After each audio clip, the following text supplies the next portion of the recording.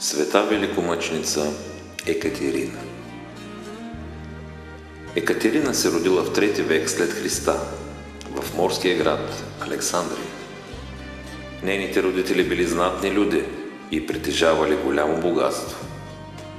Майка й била тайна християнка, но скривала това от дъщеря си, защото в онези времена жестоките римски императори повдигали ужасяващи гонения срещу християните. Екатерина била девойка с възхитителна красота и била надарена с изключителна мъдрост.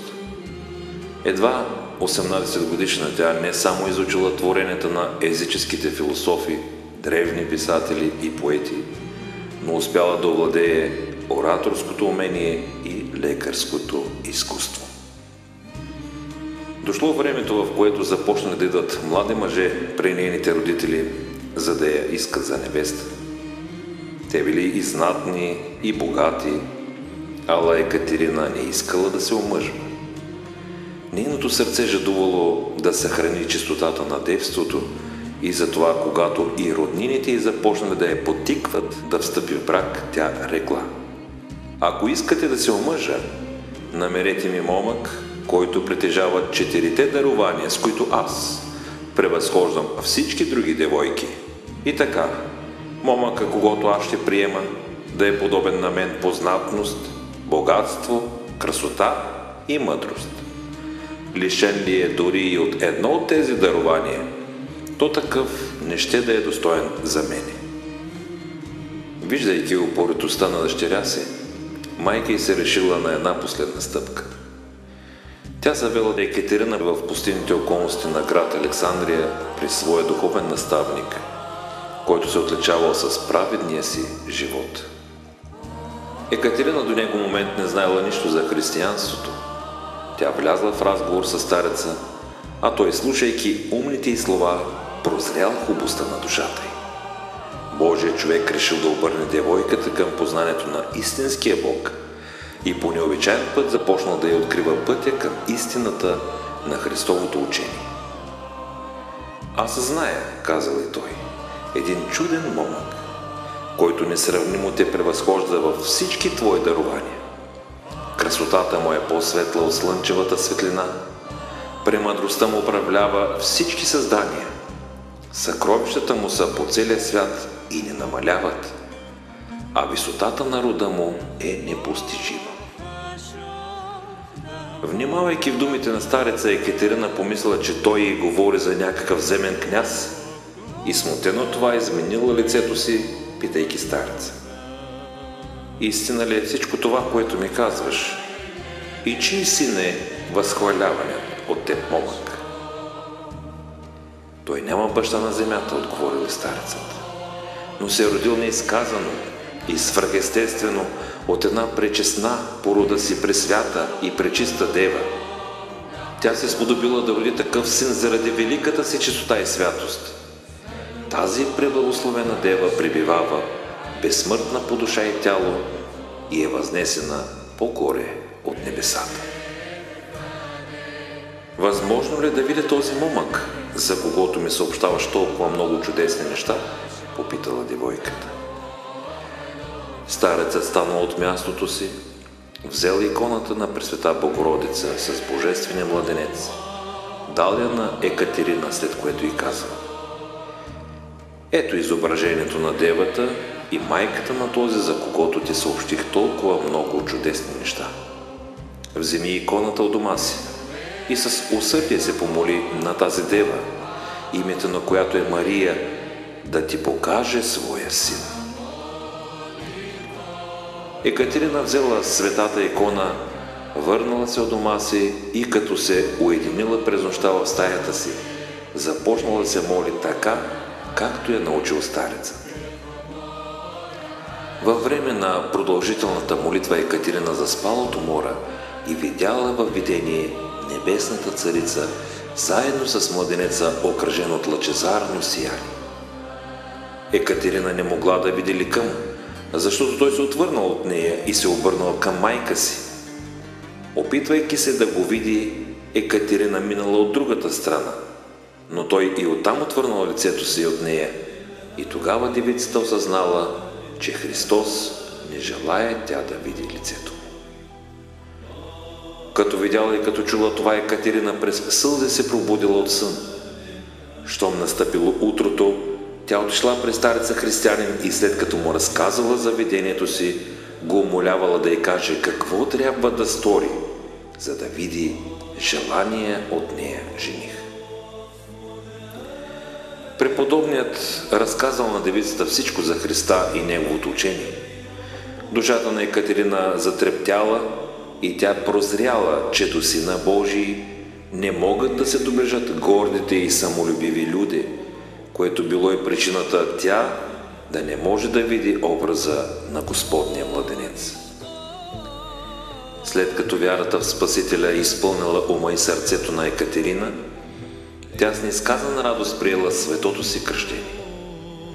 След тези събития душата й се обновила и тя започнала отново през нощта с топла молитва да се моли.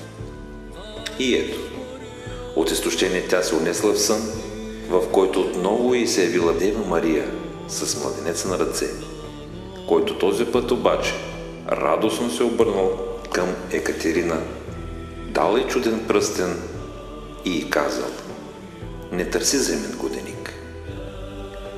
Екатерина се събудила с необяснима радост.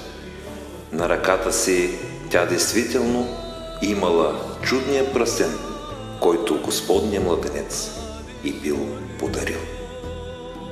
В ония години римски император бил Максимин, твърдо убеден езичник.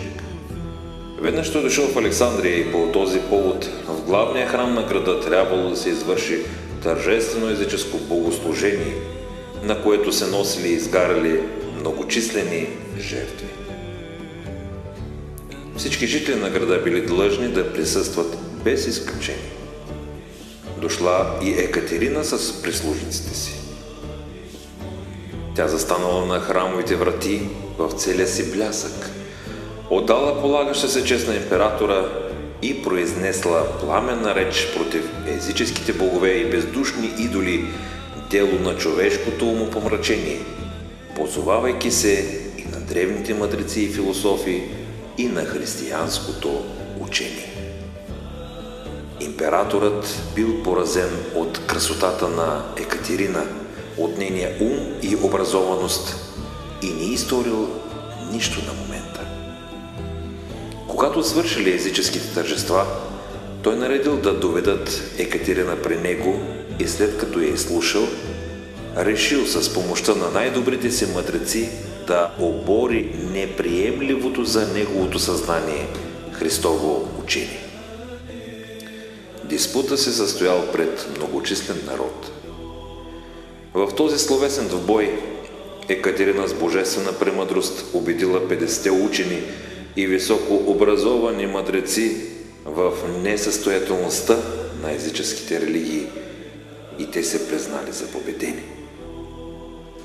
Разгневеният Максимин заповядал да запалят огромен огън насред града и да изгорят всички философи и оратори. Те като чули императорската присъда, паднали в нозете на Екатерина и искали от нея да се помоли за тях на единния истински Бог, който да им прости греховете и да ги сподоби със светото кръщение и с даровете на Пресветия Дух. Вие сте истински блажени, рекла Екатерина, защото оставихте тъмнината и познахте истинската светлина.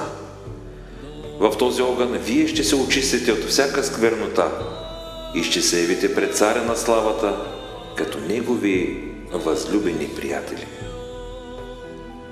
Екатерина осенила всеки един от тях с кръстното знамение и те с радост приели мъченическа кончина. Максимин отново опитал чрез ласкателства да отклони премъдрата девица от християнството, но след като се уверил, че това е невъзможно, заповядал много и жестоко да я бият. Заключили Екатерина в тъмница, без хляб и вода, и там дълго я мъчили. Бог давал сили на светата мъченица всичко да търпи. Вярата и незлобието на девицата поразили жената на императора и неговия военачалник Порфирий. Виждайки примера на Христовата страстотерпца и чувайки за Христа, те повярвали в Спасителя и приели християнството. Когато научил за това, императорът с ярост заповядал да посекат жена му Августа и Порфирий. Посекли и Екатерина. Ангели Божии взели тялото й и го отнесли на планината Синай.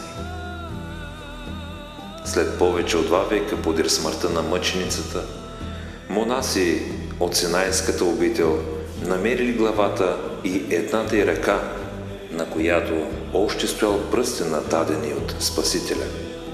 Взели светите й мощи и ги пренесли в манастирския храм, който е действащ и до днес.